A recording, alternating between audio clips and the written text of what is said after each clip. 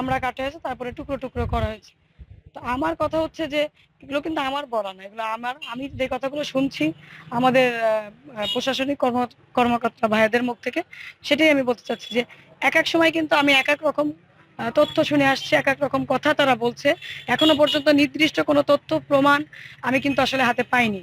তো আমার একটি কথা হচ্ছে যে আজকে 13 তারিখে আমার বাবা হয়েছে, আর আজকে 26 তারিখ। এতটা দিন হয়ে গেল সময়, আমি কোনো নির্দিষ্ট কোনো তথ্য প্রমাণ পেলাম না। তাহলে বিষয়টা আসলে কি হতে যাচ্ছে? আর বিভিন্ন পত্রিকাও এখন বিভিন্ন রকম নিউজ করা শুরু করেছে। তাহলে কি আমার কি বলতে হবে যে বিষয়টা অন্যদিকে নিয়ে যাওয়ার কোনো পরিকল্পনা করা হচ্ছে? বিষয়টা তো আমার মনে হচ্ছে যে ধোঁয়াশার দিকে যাচ্ছে। বিভিন্ন সময় আমি বিভিন্ন নিউজ পেয়ে যাচ্ছি, আপনারাই বলো না, কোনো নির্দিষ্ট তথ্য প্রমাণ তো আপনাদের কাছেও নাই, আমার কাছেও কিন্তু নাই।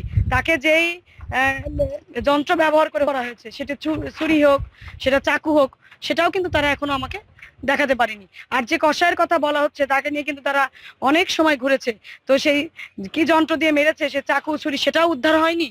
আবার কোথায় ফেলেছে সেখানে একটি অংশও পাওয়া যায়নি।